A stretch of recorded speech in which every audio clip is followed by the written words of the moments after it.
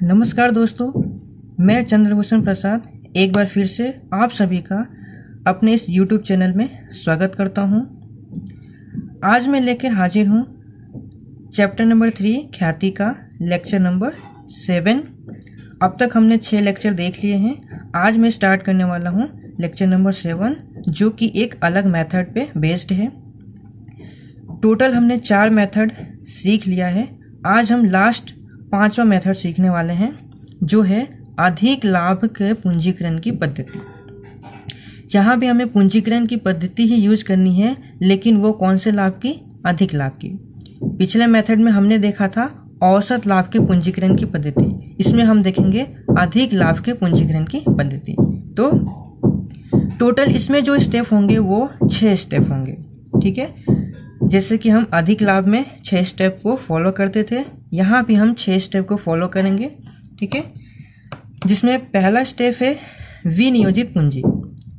जैसे हम पहले फाइंड करते थे वैसे ही हमें फाइंड करना है। कुल संपत्तियां माइनस कुल दायित्व, हमें क्या मिल जाएगा? विनियोजित पूंजी मिल जाएगा। सेकंड स्टेप हमें अपेक्षित मुआवजा का दर, जो कि क्वेश्चन में दिया होगा। थर्ड स्टेप की बात करूँ तो तीसरे स्टेप में हमें फाइंड करना है अपेक्षित लाभ। तो अपेक्षित लाभ का जो फॉर्मूला है विनियोजित पूंजी इंटू अपेक्षित मुआवजा का दर। ठीक है, तो हमें क्या मिल जाएगा? अपेक्षित लाभ मिल जाएगा।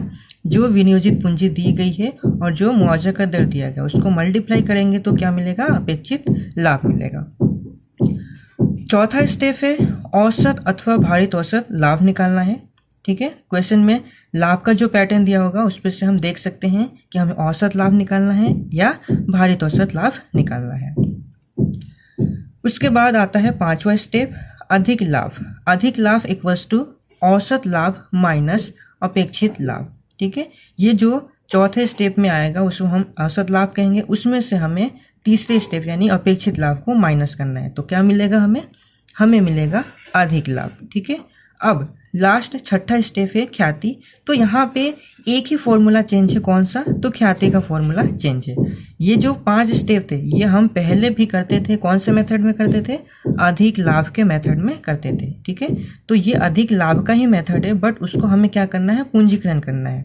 तो ये जो 5 स्टेप है ये तो अधिक लाभ वाले ही स्टेप है। जो नया स्टेप आया है छठा, उसमें क्या चेंज हो गया है? ख्याति का फॉर्मूला चेंज हो गया है। तो ख्याति का फॉर्मूला यहाँ पे है ख्याति इक्वल्स टू अधिक लाभ अपॉन अपेक्षित मुआवजा का दर इंटू 100। ठीक है, आपने ध्यान दिया होगा पिछले वीडियो में जो मैंने आपको औसत लाभ का पूंजीकरण मेथड सिखाया था, उसमें जो फॉर्मूला था ख्याति का सेम ही था। डिफरेंस यही है कि ऊपर मैंने क्या लिखा था? ऊपर मैंने औसत लाभ लिखा था। औसत लाभ बटे में अपेक्षित मुआवजा का दर इंटू 100। ठीक है, लेकिन ये मेथड अधिक लाभ का, तो यहाँ पे हम ऊपर क्या लिखेंगे? अधिक लाभ लिखेंगे। अधिक लाभ बटे में अपेक्षित मुआवजा का दर इंटू 100। ठीक है, तो टोटल 6 स्टेप फॉलो करने हैं, जिससे हमें ख्याति का जो मूल्य है मिल जाएगा। ठीक है, अब इस मेथड से रिलेटेड एक क्वेश्चन जो है बुक में दिया हुआ है, क्वेश्चन नंबर 11। ठीक है, तो हम क्वेश्चन नंबर 11 को सॉल्व कर लेते हैं। ठीक है, पहले आप क्वेश्चन को देख लीजिए।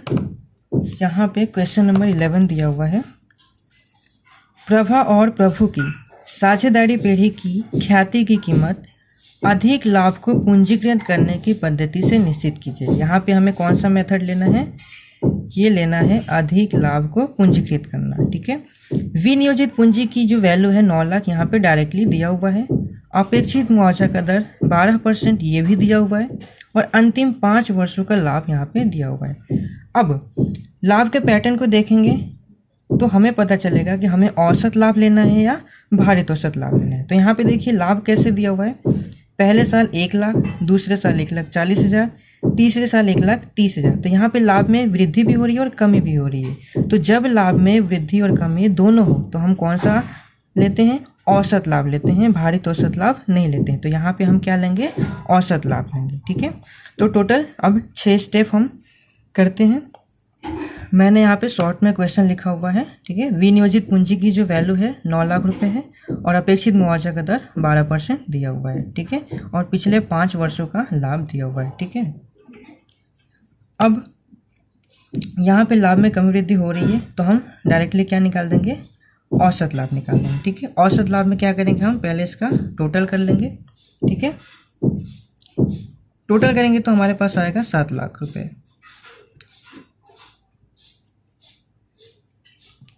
औसत लाभ का फॉर्मूला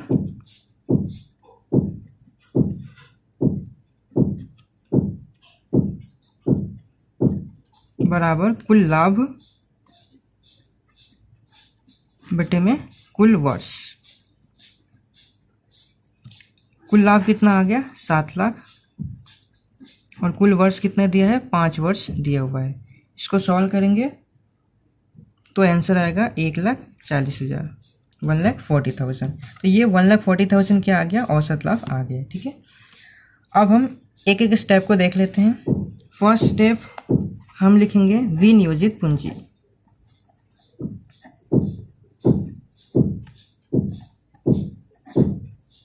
जो कि क्वेश्चन में डायरेक्टली दिया हुआ है 9 लाख रुपए। ठीक है, सेकेंड स्टेप अपेक्षित मुआवजा का दर।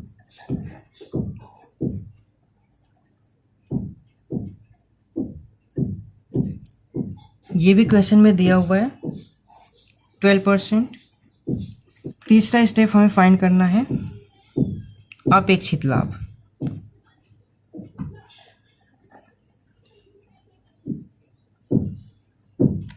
तो अपेक्षित लाभ कितना होगा, तो ये विनियोजित पूंजी 9 लाख इंटू अपेक्षित मुआवजा का दर 12%। तो क्या मिलेगा हमें, अपेक्षित लाभ मिलेगा 1,08,000। ठीक है, तो ये हमने फाइंड कर लिया।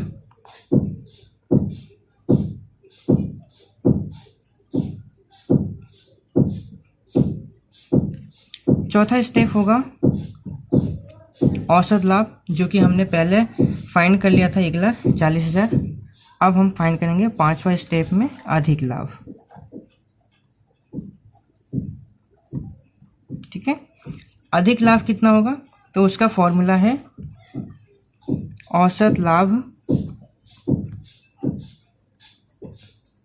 माइनस अपेक्षित लाभ। ठीक है, इक्वल्स टू औसत लाभ कितना आया, 1,40,000, और अपेक्षित लाभ कितना आया था, 1,08,000। इसको माइनस करेंगे तो आएगा 32,000, 32,000। ये क्या है, अधिक लाभ है। अब लास्ट स्टेप जो है छठा, हमें फाइंड करना है ख्याति। तो ख्याति का जो फॉर्मूला होगा वो अलग होगा, हमें पूंजीकृत करना है। तो हम ऊपर लिखेंगे अधिक लाभ बटे में अपेक्षित मुआवजा का दर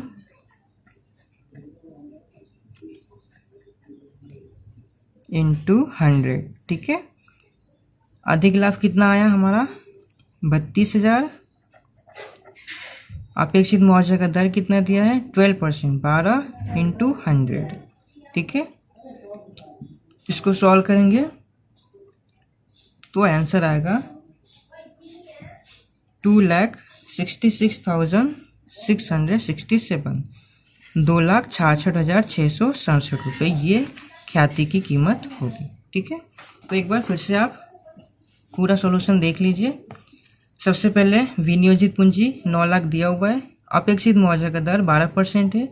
तीसरा अपेक्षित लाभ फाइंड करेंगे, 1,08,000 आएगा। चौथा औसत लाभ 1,40,000 जो हमने पहले निकाल लिया है। पांचवा अधिक लाभ, औसत लाभ माइनस अपेक्षित लाभ, ठीक है, आएगा 32,000 रुपये। और लास्ट स्टेप ख्याति इक्वल्स टू अधिक लाभ अपॉन अपेक्षित मुआवजा का दर इंटू 100। ठीक है, इस तरह से ख्याति की जो वैल्यू है 2,66,667 रुपये आ गई। तो ये जो मेथड है वो है अधिक लाभ को पूंजीकरण करने की पद्धति से।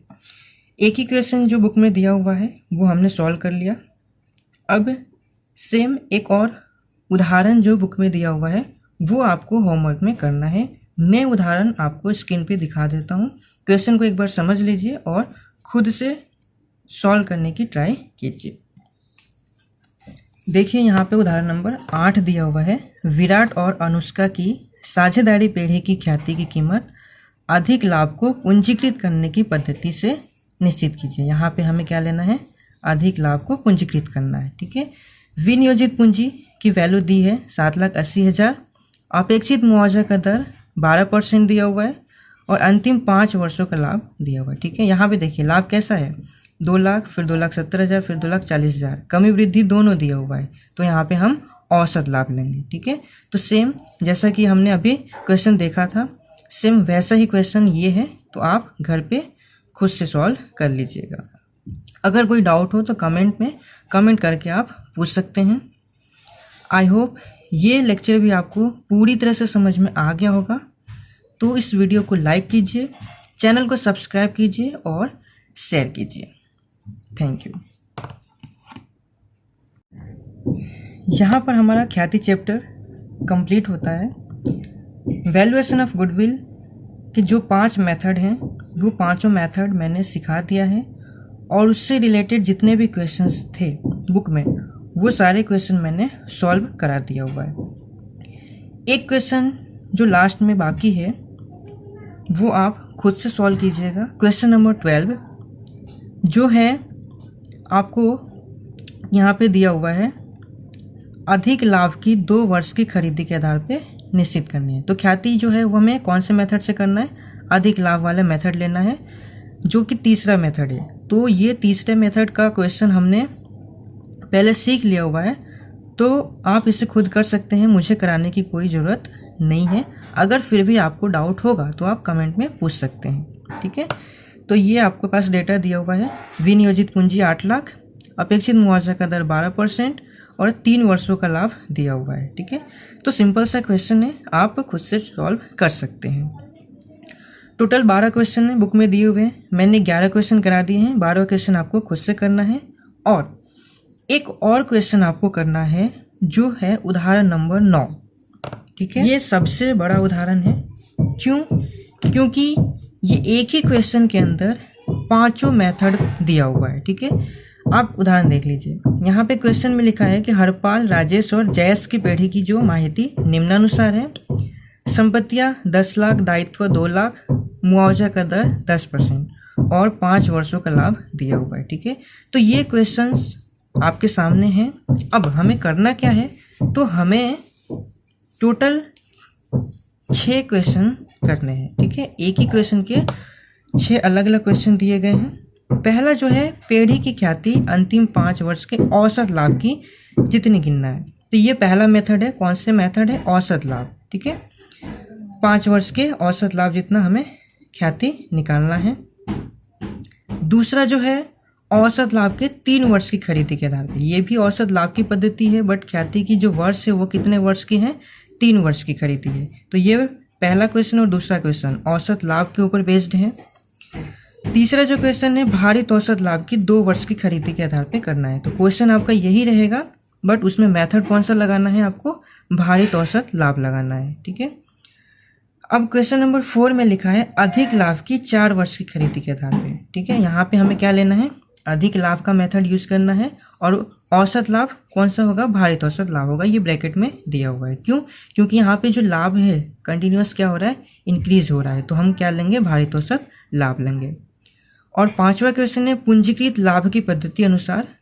ठीक है, तो पूंजीकृत लाभ का हम फॉर्मूला लगा करके ख्याति का कीमत निकालेंगे। और छठा है अधिक लाभ के पूंजीकरण की पद्धति। ठीक है, तो टोटल जो 5 मेथड है, 5 मेथड से रिलेटेड क्वेश्चन यहाँ पे दिए हुए हैं। एक ही क्वेश्चन को हमें टोटल 5 बार सॉल्व करना है। अगर ये क्वेश्चन आप सॉल्व कर लेते हैं तो फिर आपको कोई दूसरे क्वेश्चन सॉल्व करने की ज़रूरत नहीं होगी। ठीक है, इसी क्वेश्चन को आप एक बार रिवाइज करके एग्ज़ाम में जा सकते हैं। ठीक है, यहाँ पे ख्याति चैप्टर पूरा होता है। अब नेक्स्ट लेक्चर में अकाउंट का कोई दूसरा चैप्टर में करवाने वाला हूँ।